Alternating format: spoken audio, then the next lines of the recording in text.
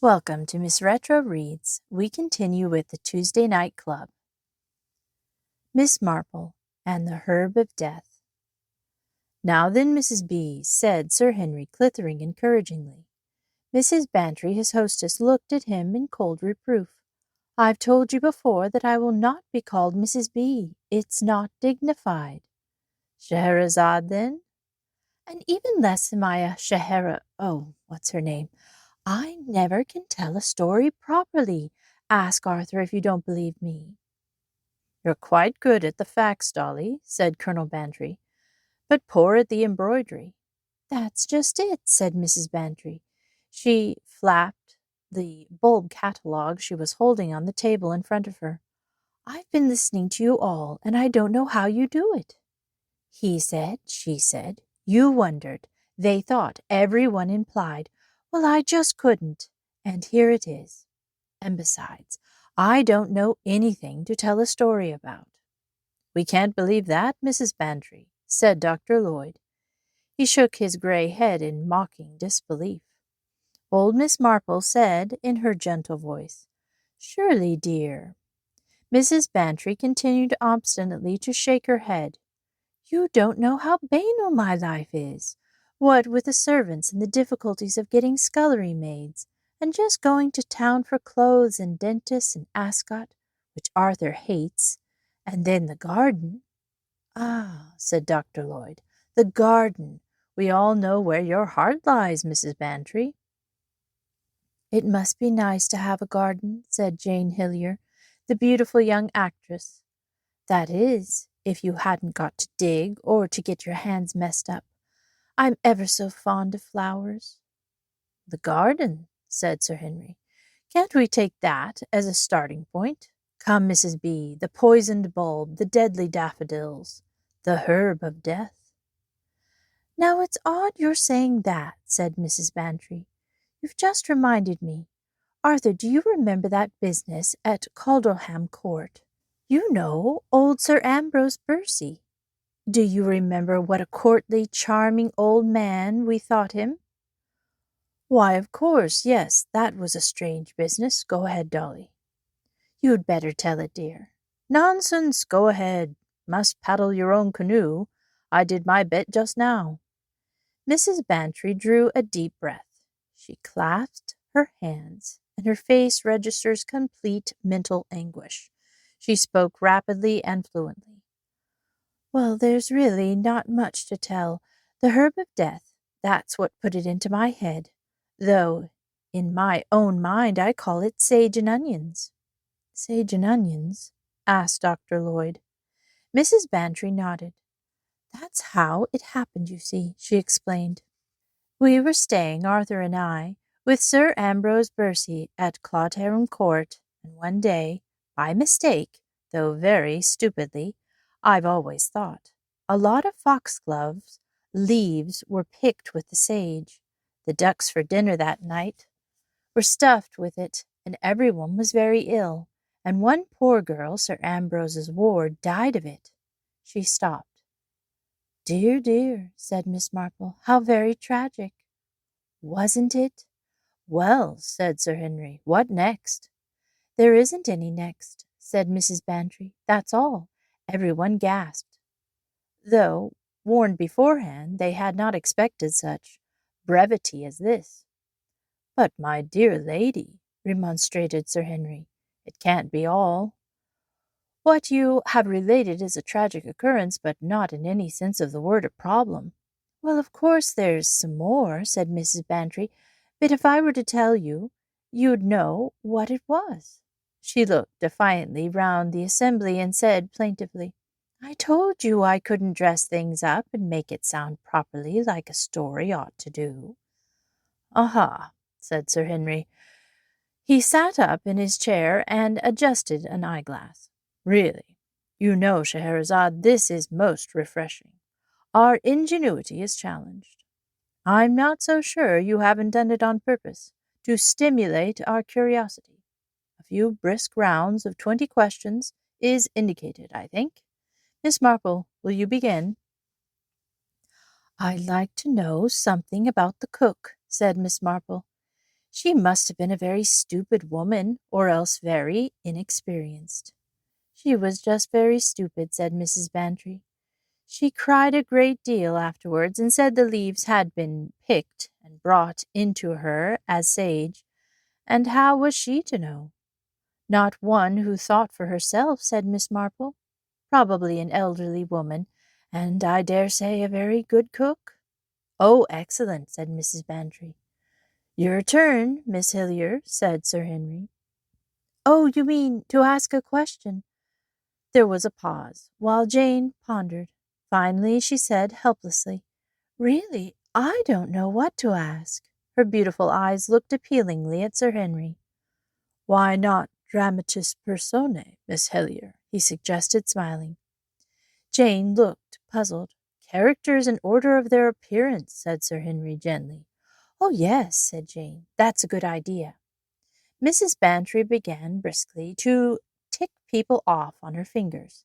Sir Ambrose, Sylvia Keene, that's the girl who died. A friend of hers who was staying there, Maud Y. One of those dark-haired, ugly girls who manage to make an effect somehow. I never know how they do it. Then there was Mr. Curl, who had come down to discuss books with Sir Ambrose, you know. Rare books, odd things, old and Latin, all musty parchment. There was Jerry Lorimer. He was a kind of next-door neighbour. His place, Fairlie's, joined Sir Ambrose's estate, and there was Mrs. Carpenter, one of those middle-aged women who always seem to manage to dig themselves in comfortably somewhere like a cat. She was by way of being a companion to Sylvia, I suppose. If it is my turn, said Sir Henry, and I suppose it is, as I'm sitting next to Miss Hillier, I want a good deal. I want a short verbal portrait, please, Mrs. Bantry, of all the foregoing. Oh, said Mrs. Bantry hesitatingly. Sir Ambrose, now, continued Sir Henry. Start with him. What was he like? Oh, he was a very distinguished-looking old man, and not so very old really, not more than 60, I suppose, but he was very delicate, and he had a weak heart.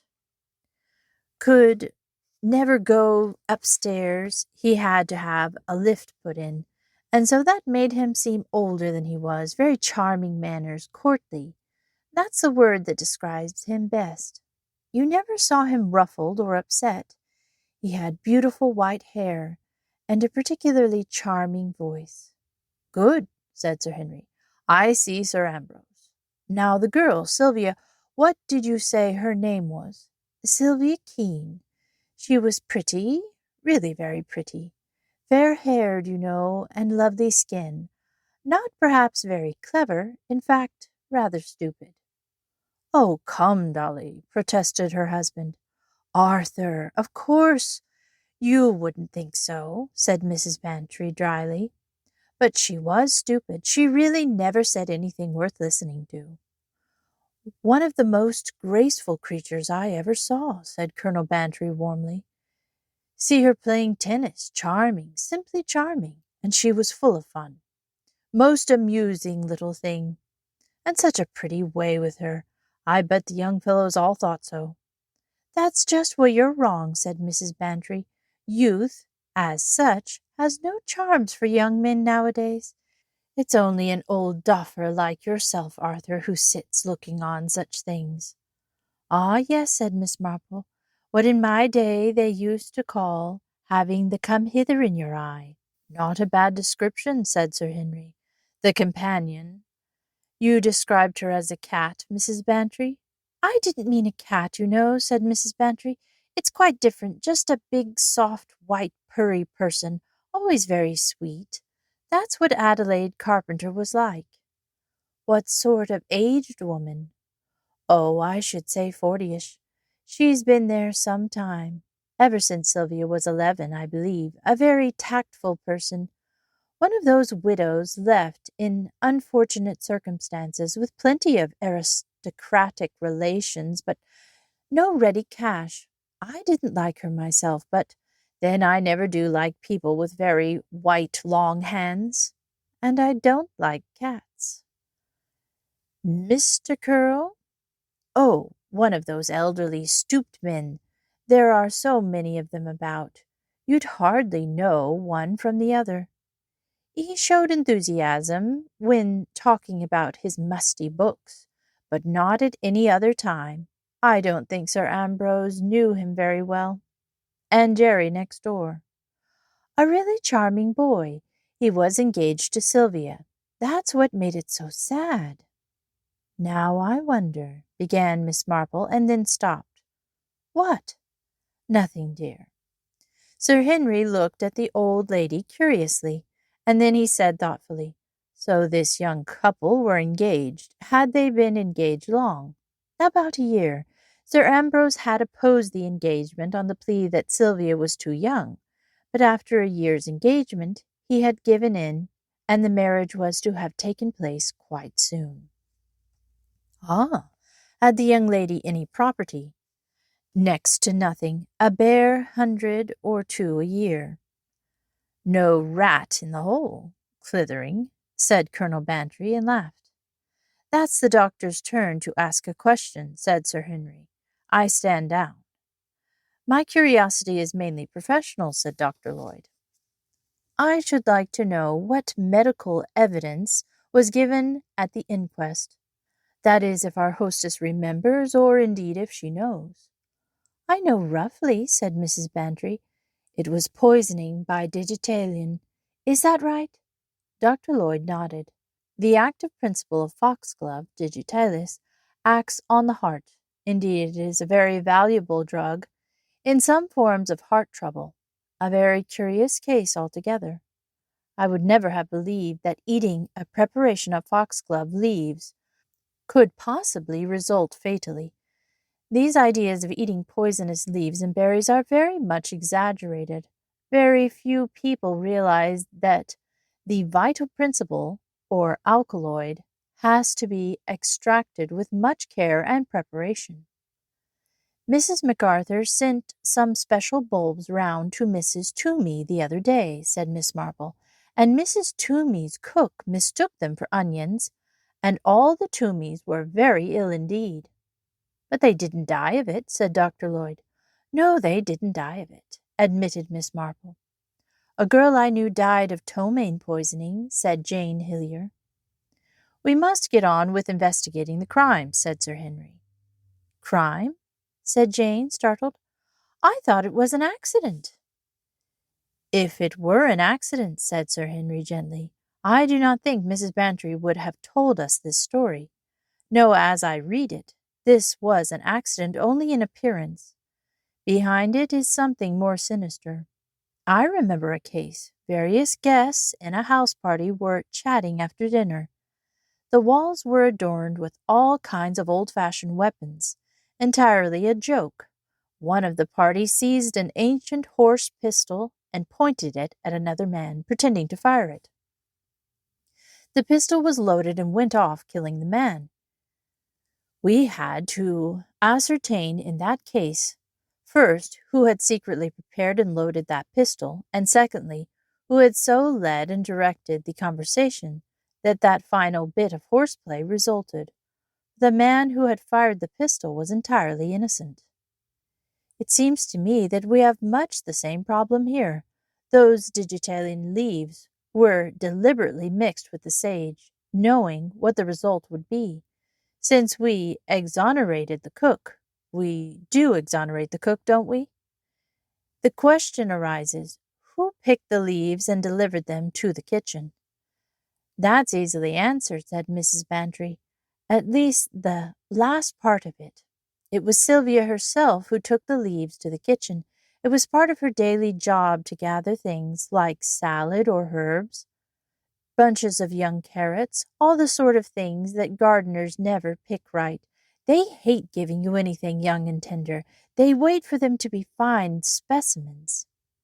Sylvia and Mrs. Carpenter used to see a lot of these things themselves, and there were foxglove actually growing all along the sage in one corner, so the mistake was quite natural.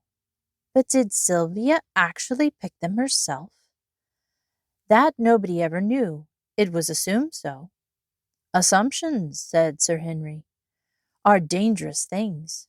But I do know that Mrs. Carpenter didn't pick them, said Mrs. Bantry, because, as it happened, she was walking with me on the terrace that morning. We were out there after breakfast.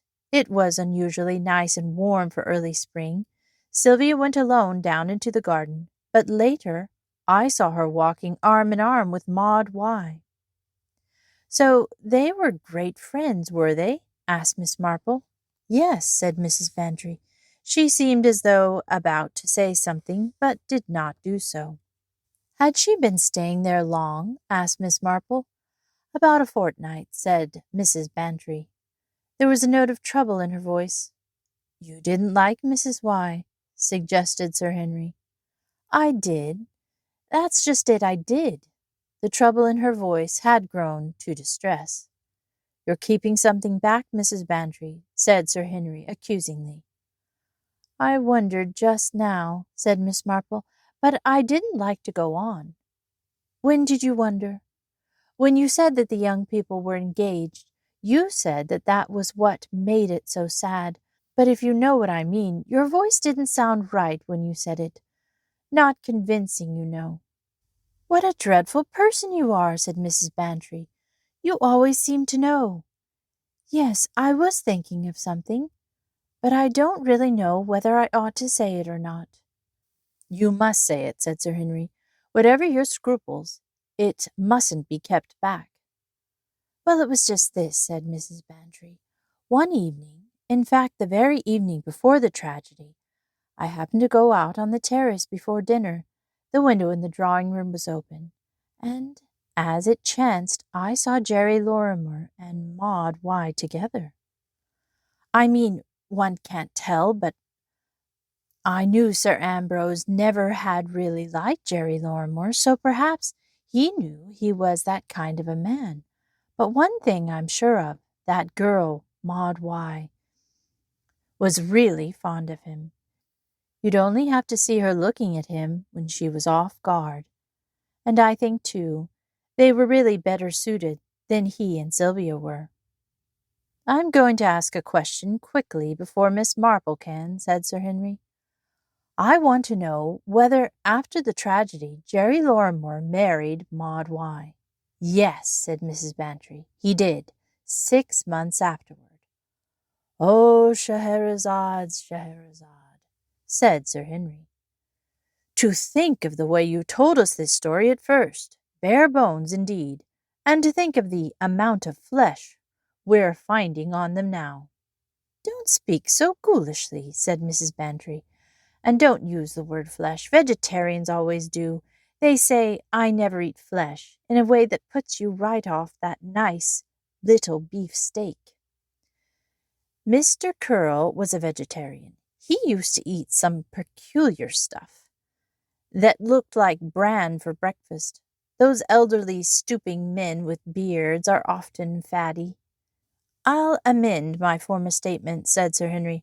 I'll say instead that the dramatis persona in your problem are very interesting. I'm beginning to see them all. Ah, Miss Marple? Human nature is always interesting, Sir Henry, and it's curious to see how certain types always tend to act in exactly the same way. 2 women and a man, said Sir Henry. The old eternal human triangle is at the base of our problem here? I rather fancy it is. Dr. Lloyd cleared his throat. I've been thinking, he said. Do you say, Mrs. Bantry, that you yourself were ill? Was I not? So was Arthur. So was everyone. That's just it. Everyone, said the doctor. You see what I mean. I'm saying that whoever planned this thing went about it in a very curious way, either with blind belief in chance or else with an absolutely reckless disregard for human life. I can hardly believe there is a man capable of deliberately poisoning 8 people with the object of removing only 1. I see your point, said Sir Henry thoughtfully. I confess I ought to have thought of that. And mightn't he have poisoned himself too? Asked Jane. Was Anyone absent from the dinner that night? Asked Miss Marple. Mrs. Bantry shook her head. Everyone was there, except Mr. Lorimore. I suppose, my dear, he wasn't staying in the house, was he? No, but he was dining there that evening, said Mrs. Bantry. Oh, said Miss Marple in a changed voice, that makes all the difference in the world. She frowned vexedly to herself. I've been very stupid, she murmured, very stupid indeed. I confess your point worries me, Lloyd, said Sir Henry. How ensure that the girl, and the girl only, should get a fatal dose? You can't, said the doctor. That brings me to the point I'm going to make. Suppose the girl was not the intended victim at all. What? In all cases of food poisoning, the result is very uncertain. Several people share a dish. What happens? One or two are slightly ill. Two more, say, are seriously indisposed, and one dies. That's the way of it. There's no certainty anywhere. But there are cases where another factor might enter in. Digitalium is a drug that acts directly on the heart. As I've told you, it's prescribed in certain cases. Now, there was one person in this house who suffered from a heart complaint. Suppose he was the victim selected. What would not be fatal to the rest would be fatal to him. Or so the murderer might reasonably suppose. That the thing turned out differently is only proof that what I was saying just now, the uncertainty and the unreliability of the effect of drugs on human beings. Sir Ambrose, said Sir Henry, you think he was the person aimed at? Yes, yes. The girl's death was a mistake. Who got his money after he was dead? Asked Jane. A very sound question, Miss Hillier. One of the first we always ask in my late profession, said Sir Henry. Sir Ambrose had a son, said Mrs. Bantry slowly. He had quarrelled with him many years previously. The boy was wild, I believe. Still, it was not in Sir Ambrose's power to disinherit him. Claudelham Court was entitled. Martin Bercy succeeded to the title and estate. There was, however, a good deal of other property that Sir Ambrose could leave, as he chose, and that he left to his ward Sylvia. I know this because Sir Ambrose died less than a year after the events I am telling you of, and he had not troubled to make a new will after Sylvia's death. I think the money went to the crown, or perhaps it was to his son, as next of kin. I don't really remember. So it was only to the interest of a son who wasn't there, and the girl who died herself to make away with him, said Sir Henry thoughtfully. That doesn't seem very promising. Didn't the other woman get anything? Asked Jane. The one Mrs. Bantry calls the Catwoman. She wasn't mentioned in the will, said Mrs. Bantry. Miss Marple, you're not listening, said Sir Henry. You're somewhere far away. I was thinking of old Mr. Badger the chemist, said Miss Marple. He had a very young housekeeper, young enough to be not only his daughter but his granddaughter. Not a word to anyone, and his family, a lot of nephews and nieces full of expectations. And when he died, would you believe it? He'd been secretly married to her for 2 years. Of course, Mr. Badger was a chemist and a very rude, common old man as well, and Sir Ambrose Darcy was a very courtly gentleman. So Mrs. Bantry says, but for all that human nature is much the same everywhere. There was a pause. Sir Henry looked very hard at Miss Marple, who looked back at him with gently quizzical blue eyes. Jane Hillier broke the silence. Was this Mrs. Carpenter good-looking? She asked. Yes, in a very quiet way, nothing startling. She was a very sympathetic voice, said Colonel Bantry. Purring. That's what I call it, said Mrs. Bantry. Purring. You'll be called a cat yourself one of these days, Dolly. I like being a cat in my own circle, said Mrs. Bantry. I don't much like women anyway. You know it. I like men and flowers. Excellent taste, said Sir Henry, especially in putting men first. That was tact, said Mrs. Bantry. Well now, what about my little problem? I've been quite fair, I think. Arthur, do you think I've been fair? Yes, my dear. I don't think there'll be any inquiry into the running by the stewards of the Jockey Club. First boy, said Mrs. Bantry, pointing a finger at Sir Henry. I'm going to be long-winded, because, you see, I haven't really got any feeling of certainty about the matter. First, Sir Ambrose. Well, he wouldn't take such an original method of taking his life, and on the other hand, he certainly had nothing to gain by the death of his ward. Exit Sir Ambrose. Mr. Curl, no motive for death of girl. If Sir Ambrose was intended victim, he might possibly have purloined a rare manuscript or two that no one else would miss, very thin and mostly unlikely. So I think that in spite of Mrs. Bantry's suspicions, Mr. Curl is cleared. Miss Y, motive for death of Sir Ambrose, none.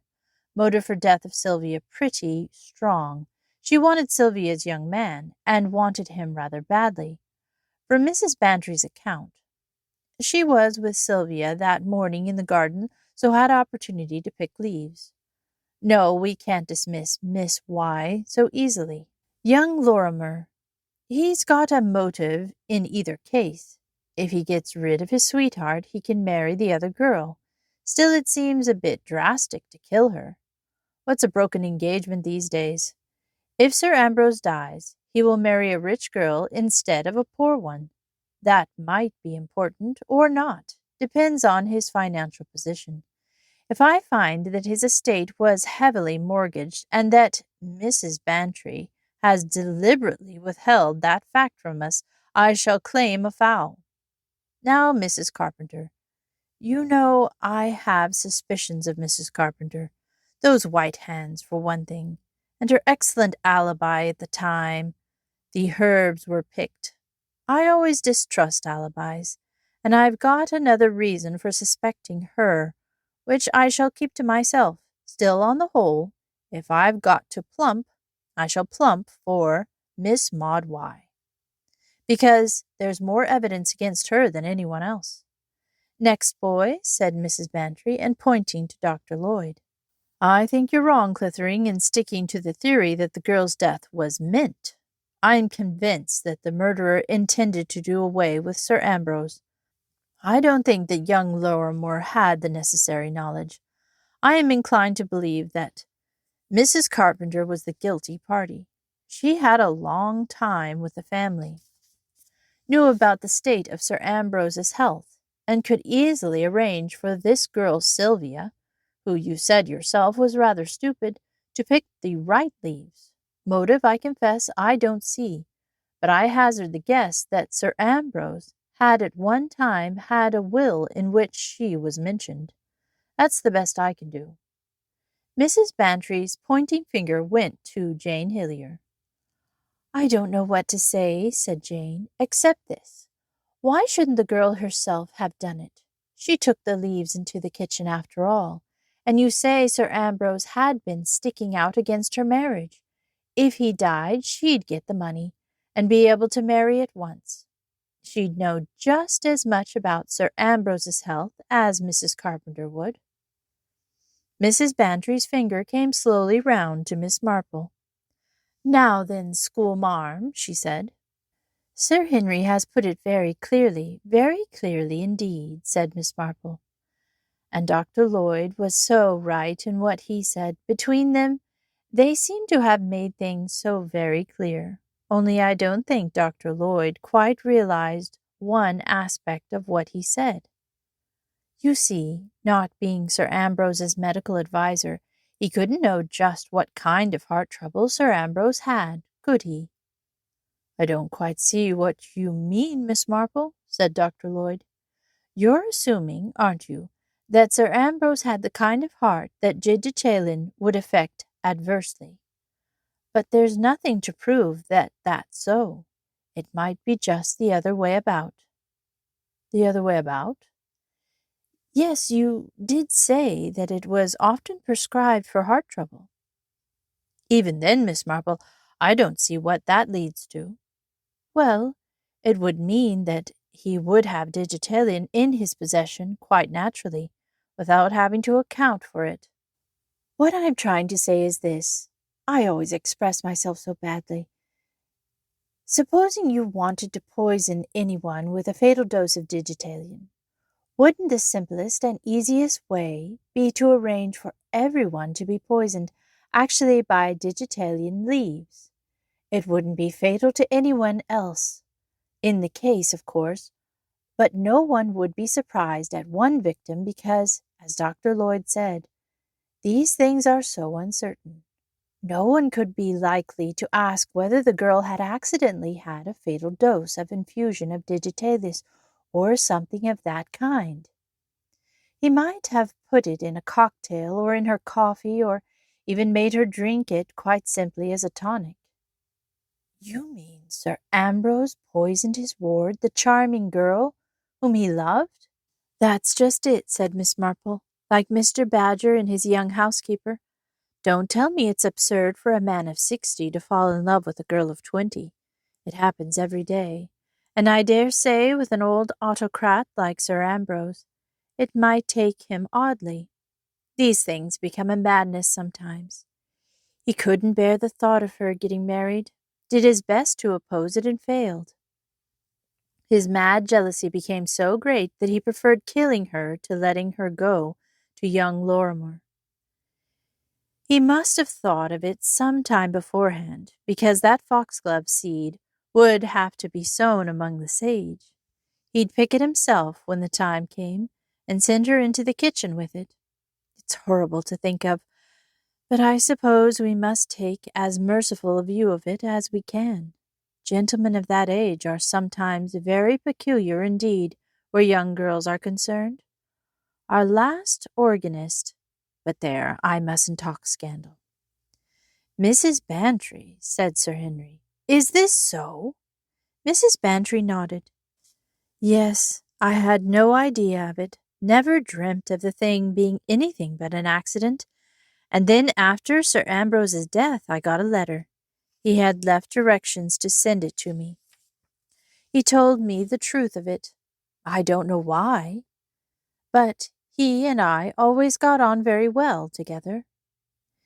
In the momentary silence she seemed to feel an unspoken criticism, and went on hastily. You think I'm betraying a confidence, but that isn't so. I've changed all the names. He wasn't really called Sir Ambrose Percy. Didn't you see how Arthur stared stupidly when I said that name to him? He didn't understand at first. I've changed everything. It's like they say in magazines and in the beginning of books. All the characters in this story are purely fictitious. You'll never know who they really are. The end. I hope you've enjoyed that short story, and we will continue this book next Wednesday. Thanks for listening to Miss Retro Reads.